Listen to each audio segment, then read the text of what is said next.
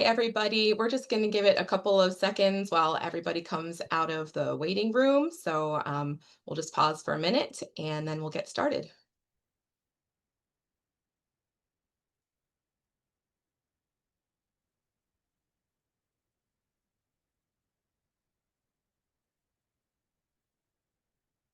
Okay, hello, and thank you for joining us for Sourcing Trends and Challenges in 2025, highlights from USFIA's annual fashion industry benchmarking study with Dr. Shang Liu.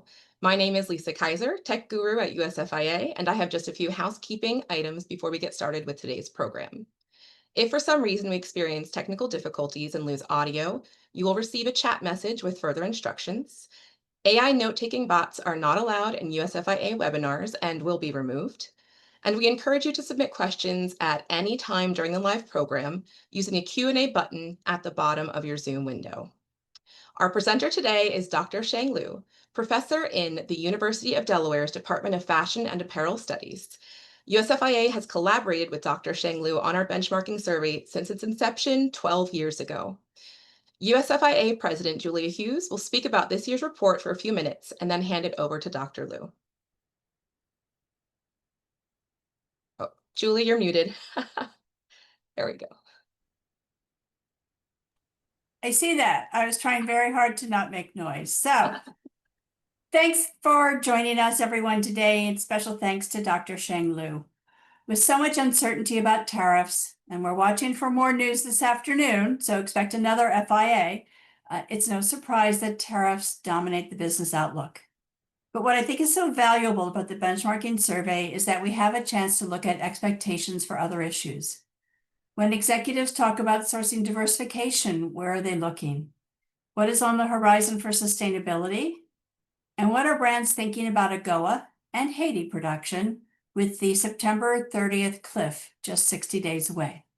So I'm very pleased to welcome Dr. Shang Liu, Professor and Graduate Director, Fashion and Apparel Studies at University of Delaware, to walk us through some of the highlights from sourcing executives this year, and we look forward to hearing your questions. Thank you. Shang, the floor is yours. Thank you so much, Julie, and thank you for joining us. It's such a pleasure working with USFIA on this annual benchmarking study. And I have to admit, I never got aboard, even this is the 12th study.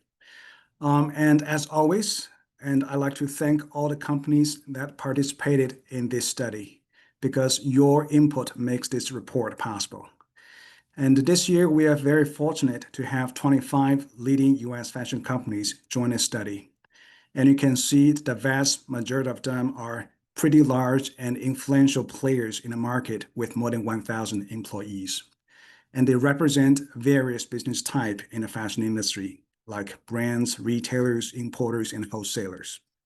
So we want this report to be valuable, to brands, retailers, to policymakers, to fellow scholars like myself, with fresh and first-hand and also real-world perspective about the fashion companies, their view on the industry, business environment, the latest sourcing practices, and also the impact on trade policy.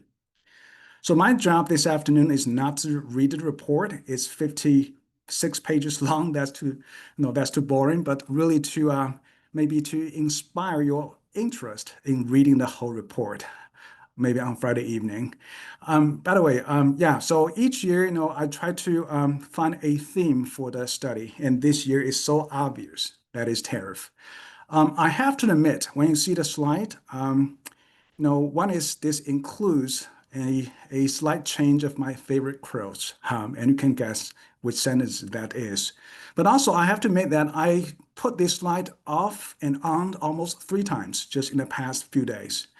The thing is, when I read the news, when I read the White House fact sheets, I thought I know a lot of answers, like what the tariff rate will be for a specific country. But then I just realized there are so many different ways to interpret the tariff rates.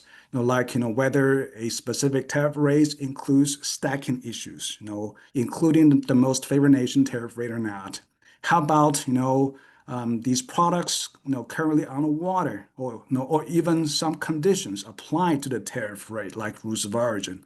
So still, I find, companies probably have to struggle a lot with a lot of uncertainty here. Next slide, please. Next slide. Yeah, and then I was very happy this past weekend to receive this picture from one of my former students. Oh, by the way, I'm happy not because my students have to pay tariff now when they go shopping. No, I'm happy because they finally realize my course, the least fashionable course in our department, actually can be useful to their shopping and real world experiences. But here you can just see, how consumers actually also pay so much, so much attention to what's going on out there in terms of trade policy. Yeah, and next slide, please. Yes, indeed. Each year we asked, our respondents, what are your top business concern, top business challenges? And this year, the top number one challenge is the protectionist U.S. trade policy and uncertainty.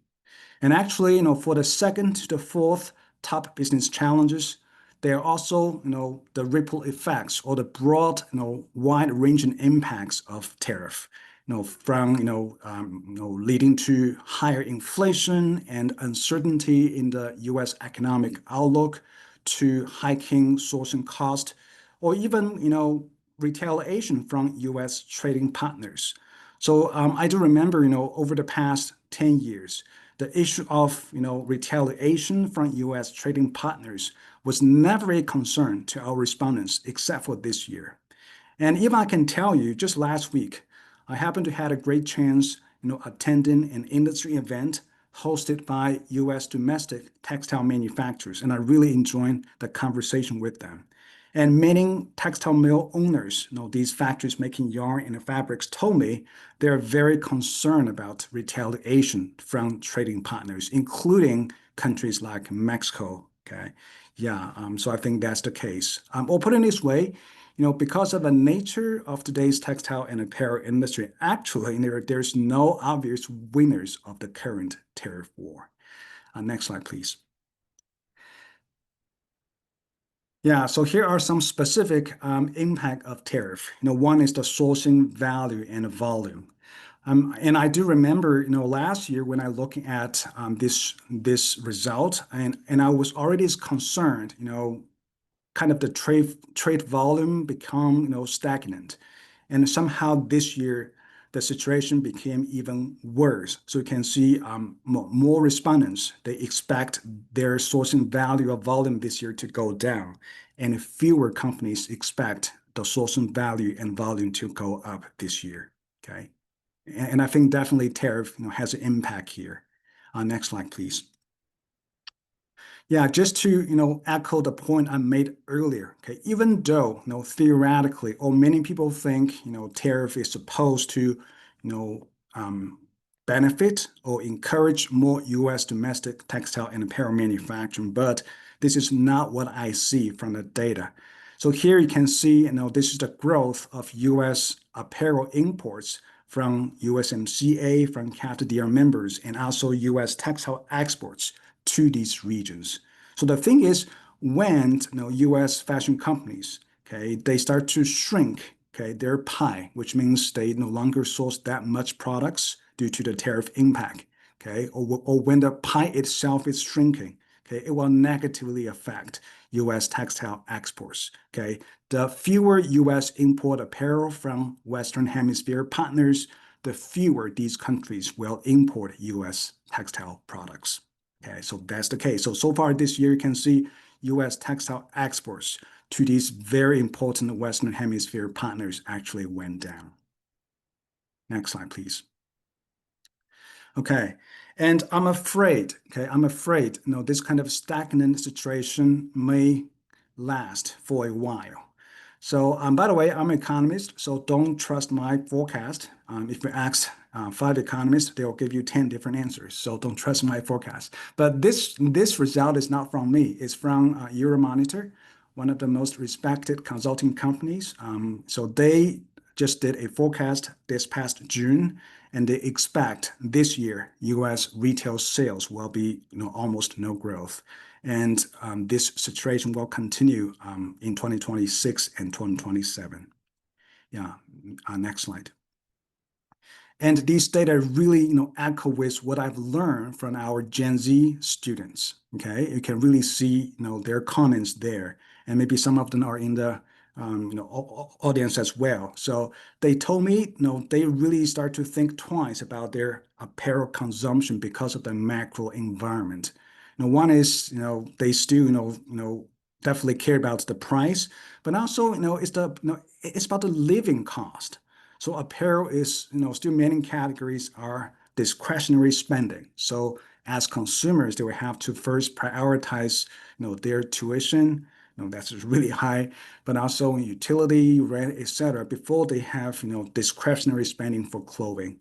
And the same for me, I can really recall my experiences this year, and I feel a little bit sorry that I haven't made a lot of contribution to the U.S. textile industry. But really, I just feel like consumers kind of start to purchase fewer new clothing, in the current business environment. Yeah. And then, I know it's a very hot weather these days, but unfortunately, this graph may make you feel even hotter. So this shows the cost increase, the cost pressure facing U.S. companies. And I can put it in this way, back in 2018, when, we had the first round of Section 301 imposed by the Trump administration, the situation was not as bad as this year. So this year, all respondents, 100%, they say, they expect cost increase, especially, the cost increase driven by higher tariff rate. And it's not just simply like a minor increase, it's a substantial cost increase, okay? And you may think, okay, if, sourcing cost, if you import, it will increase your cost, but how about use more U.S. domestic products? Do more U.S. domestic sourcing. Next slide, please.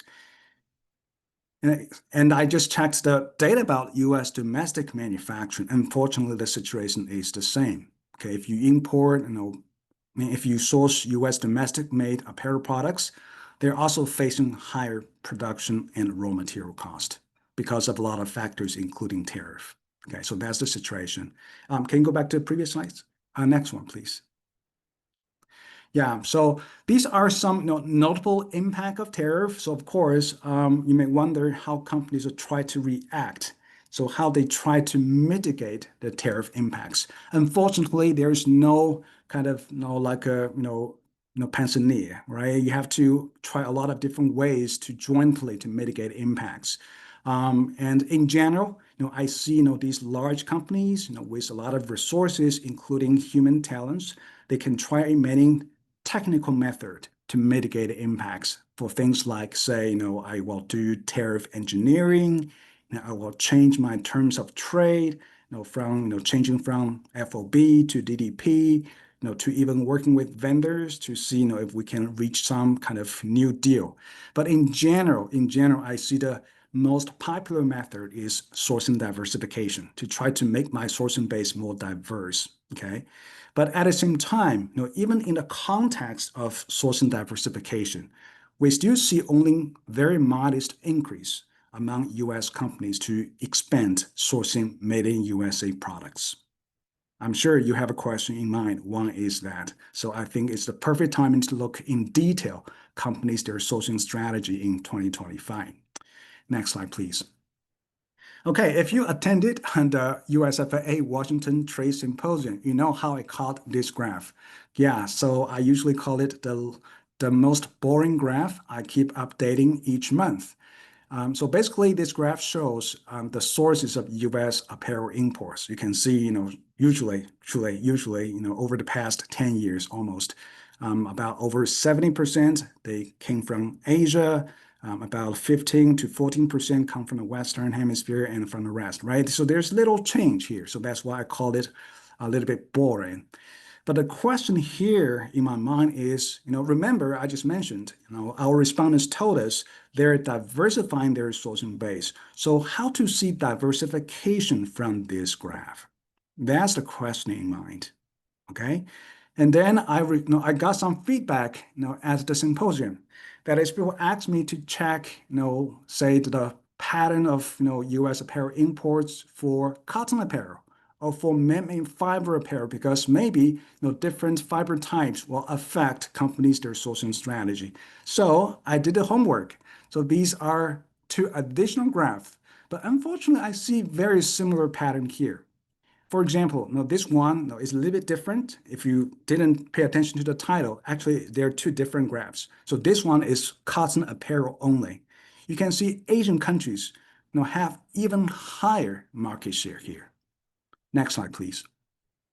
Yeah, next one is man-made fiber. Okay, still, most of them coming from Asia. Even though their market share went down slightly, but I'm afraid it's not statistically significant. So yeah, still it's pretty much the same pattern that most of the most of the products, U.S. products. I mean U.S. companies source. They still come from Asia. Yeah, next slide. Next slide, please. However, if you're looking at what's happening at the country level, we definitely see a lot of changes so far this year. Especially, we see a substantial decline of U.S. imports from Asia. And also, to be honest, for a lot of Asian countries, except for China, no, 2025 is not that bad year because, at least at the country level, their apparel export to the US enjoying some substantial growth because fashion companies, they try to, get their products early to avoid paying a tariff or really try to eager, to, reduce their China exposure. So at least at the country level. So, I see, a lot of, some substantial, export increase for these Asian countries, except for China. Okay, next slide, please. And our survey results are highly consistent with the macro trade data shown in the previous slides. Okay, and also definitely they reflect the theme of sourcing diversification. Now, one is this year, our respondents told us they sourced from as many as 46 countries, more than 44 2 years ago. And then, even though, of these most utilized apparel sourcing base, okay, Asian countries still dominant, but we see notable increase in the utilization rate of these countries ranked the third to the sixth. Okay, put it this way, in the past, maybe U.S. companies, they mostly just source from China, from Vietnam, but these days they also increasingly source from countries like India, Cambodia, Indonesia to try to, achieve a more diversified sourcing base. So this explains why these countries ranked from the third to the sixth, their utilization rate sees some substantial growth this year. And we also see two Western Hemisphere countries made to the top 10 list, Mexico and Guatemala, which is also highly consistent with the trade data. Next slide, please. And these slides, once again, showcase the theme of sourcing diversification, especially if you compare the results in 2022 versus 2025. You can see this year we have a record high percentage of respondents report sourcing from more than 6 countries or from more than 10 different countries, much higher than the case back in 2022. Next slide, please. And companies further tell us they will continue to diversify their sourcing base. They will continue to source from more countries or even work with more suppliers or vendors over the next 2 years, given the current situation. Next slide, please. Of course, you may have the question, why is the case? What are the most important driving forces behind this sourcing shift? And I see, when we do the qualitative comments, you can see the keywords tariff here. So for these companies which try to diversify their sourcing base further, it's mostly about mitigated risk. It's more, truly, reducing the additional cost increase is one factor, but I see more important, driving forces or incentive come from mitigating the risk because you don't know who will be the next target. Okay, next slide, please. And interesting enough, even for these companies which told us, they try to maybe work with fewer vendors or maintain the status quo, they still keep the word diversification in mind. Okay, or put it this way, they just try to technically achieve diversification through different ways. Say, working with vendors with multiple country presence, or commonly known as super vendors, or simply they will just want to watch the results of the trade negotiation very closely and be ready to make changes when they see it's ready or they have to do that.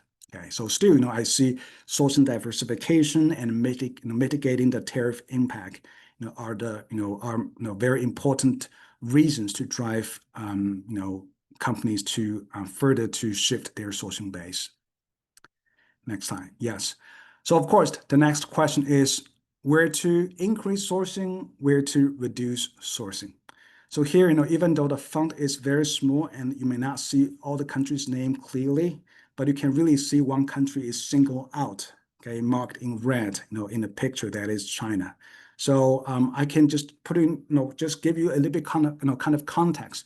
So when we did the survey, or when most respondents answered the survey, okay, US and China actually already announced the region of a trade deal. Okay, even though we kind of learn from the news yesterday, we don't know whether the the trade deal actually has reached or not.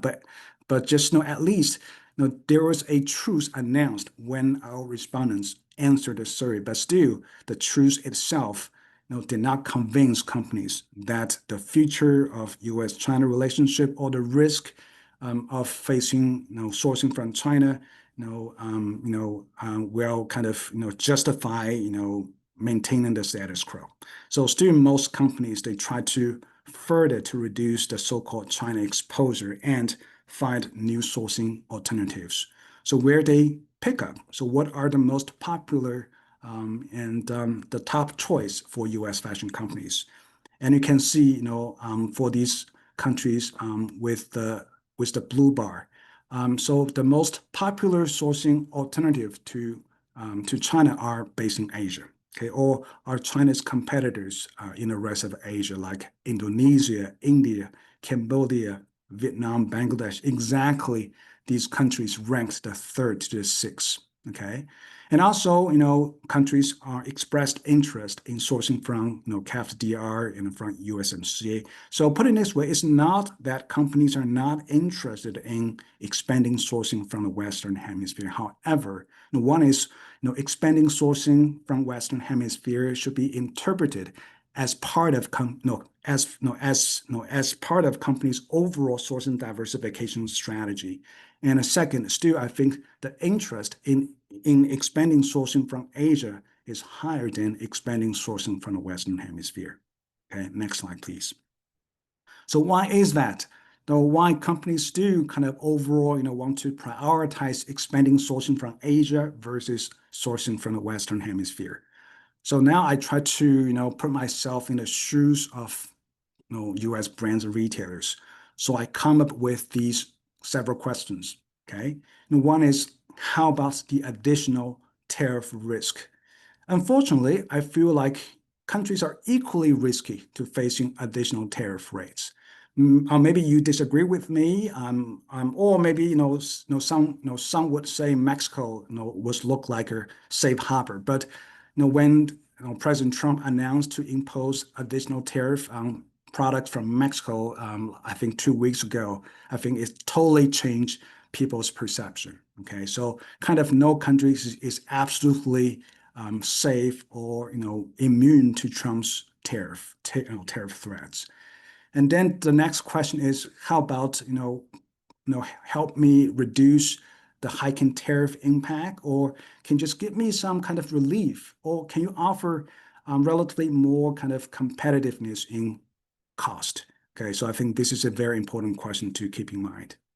And then, under the current situation, I probably in all fashion brands and retailers probably want to, or will need to change their sourcing orders from time to time, especially on a short notice. Maybe to changing the portfolio of the products, changing the assortment, the shipping time, etc. So who is ready? who is ready to fulfill additional sourcing orders to help me to go through the holiday season? Okay. So whenever these companies are ready, whenever these sourcing bases are ready, they may get the order. And next is, as I mentioned earlier, so companies are looking for China's alternative. This also means these alternatives should offer the similar kinds of products China currently put in the market.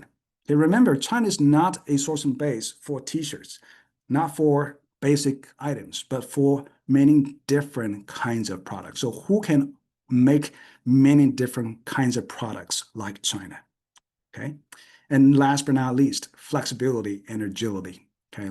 As I mentioned earlier, there's so many possibilities. There's so many, policy shift, which also means companies may have to adjust their sourcing base from time to time. Next slide, please.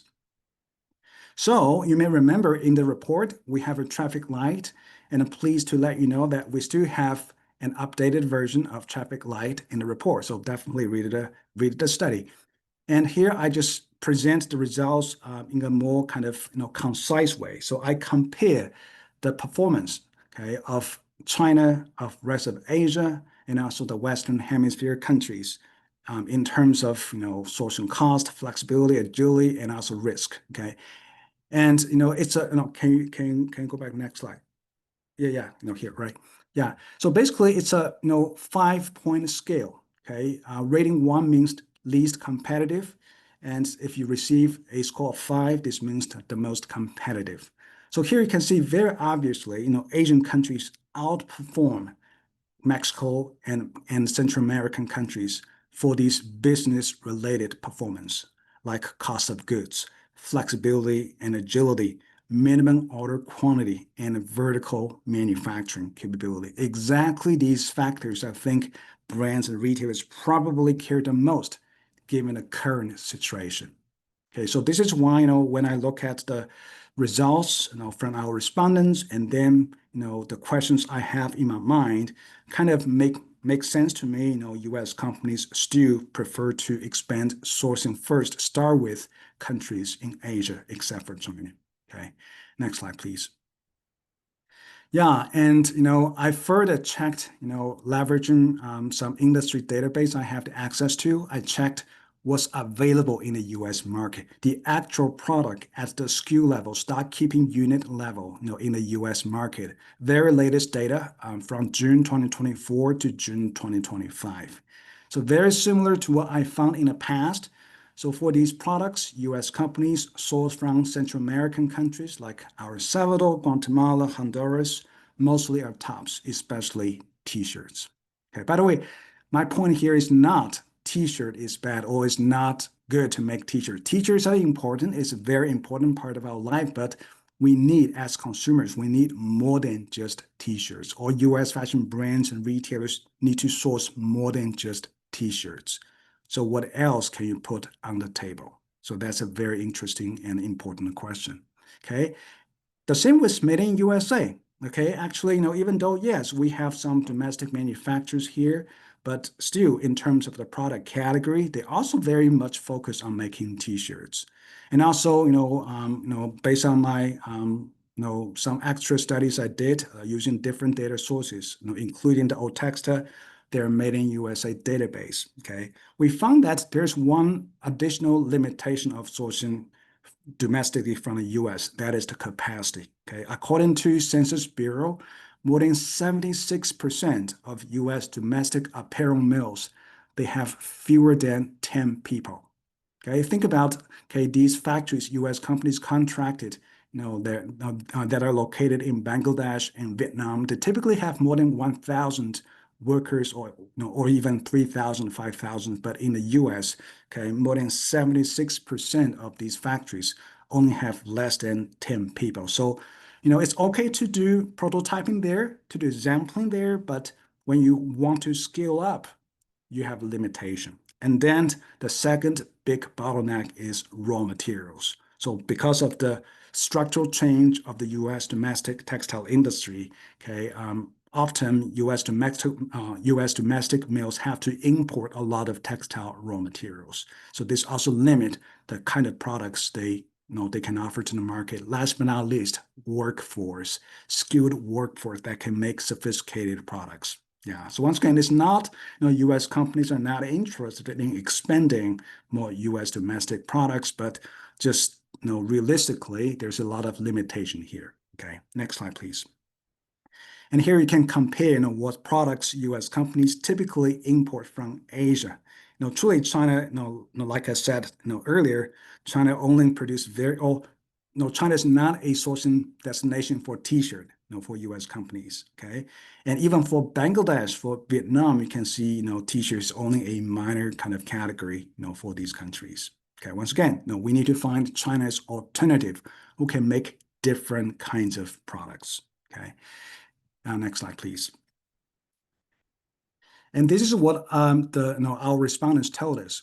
So once again, even though the question is how to promote more apparel sourcing from Central America, from the Western Hemisphere, but the bottleneck is textile raw materials. So this time we specifically ask our respondents what kind of textile raw materials you think should expand production capability in Central America in USMCA.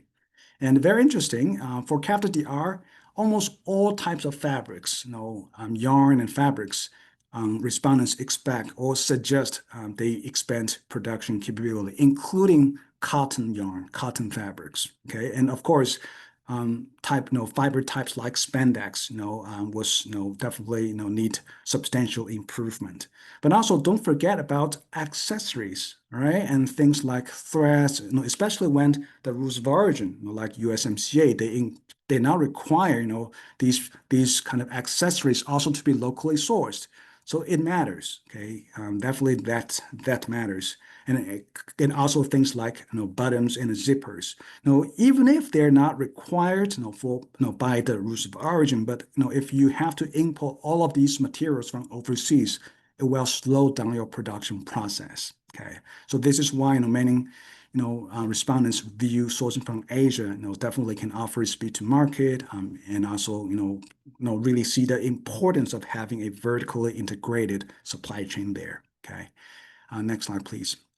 But don't feel discouraged. I can tell you there's also a huge opportunity in front of you guys. That is sustainable apparel products. So this year we asked respondents, for products, which use, sustainable fiber like recycled, regenerative, biodegradable, or even, regenerative. And you can see, U.S. and also Western Hemisphere countries, they are more likely, far more likely to be used as a sourcing base, or the gap between U.S., between Mexico and Asian countries are much, much narrower compared to regular clothing. Okay. Or I put it this way, I personally really liked the face comment from House of Cards. If you, don't like how the table is set, turn over the table, right? So if you cannot compete on low-cost items, definitely you can compete on sustainability. Okay, and next slide, please. And very important, our respondents reminds us, these so-called sustainable apparel products, they're no longer just a niche product anymore. Actually, they become ever more important a part of companies' their total portfolio. Okay, and companies will continue to expand, carrying, these products to meet consumers' demand. Next slide, please. But also, it's very important, okay, carrying such products, okay, will require new investment because they may be more costly to produce.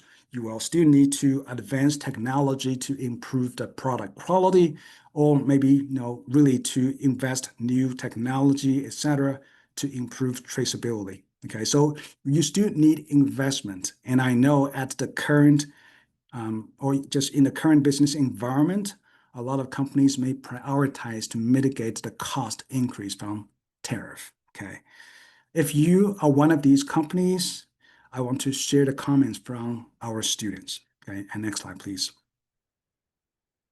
Yeah, once again, I just feel these comments are so true. I really enjoy talking, and learning from them. Truly, I greatly, enjoy learning from our Gen Z students. And I think, they make really great points. If they have to pay higher, for apparel products, they will expect totally different kinds of products. These products of higher quality, using more sustainable materials, and surely not fast fashion items. So I think, or I encourage companies to not hold back your investment in sustainability. Actually, it will pay you back in the long run. Okay.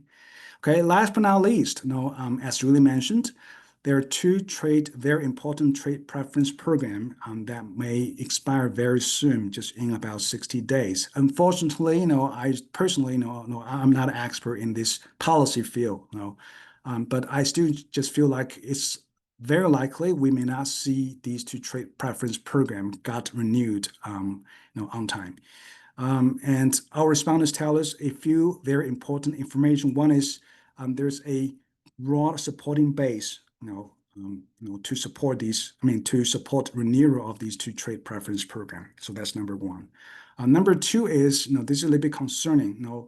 Inaction itself, say if we just let these two trade preference program expire, it will have consequences. Okay. Most importantly, it may result in cut business ties. Say U.S. companies, they no longer source from these countries, especially for Haiti. And you can see companies are somehow, it is kind of okay with suspending this kind of relationship. But don't forget, if the business tie is cut, the sourcing is suspended, maybe it's very, very challenging to bring it back, especially when companies have alternative. Currently U.S. companies mostly source very basic items like t-shirts or underwear from Haiti, and they can easily find similar kind of products from Central American countries or from Asia, right? So definitely, I think, this is a reminder, to support companies, their sourcing diversification effort, and also very importantly, thinking about the social impact of apparel sourcing. I always agree or really want to share this comment. Sourcing is about people. Sourcing will affect people on both ends of the supply chain, both for the importing side, but also from the exporting side. Okay, a lot of developing countries really rely on the apparel sector to make a change, or to support their local economic growth, human equality, gender equality issue. So don't forget about the social impact of our apparel sector. All right. Yeah, so I think I've spent a lot of time talking about the report. So I'll stop here and just to let you know there are a lot of additional exciting topics covered in the study. Things like companies, their detailed sourcing base, not for finished apparel, but also for their raw materials. UFLPA, okay, even though I didn't mention this word, but it's not gone. It remains it remains a very important issue for U.S. fashion companies. And of course, you can also see how companies see the trade policy priority for this year besides tariff. Right. So thank you again for your attention, and please let me know if you have any suggestions for the study.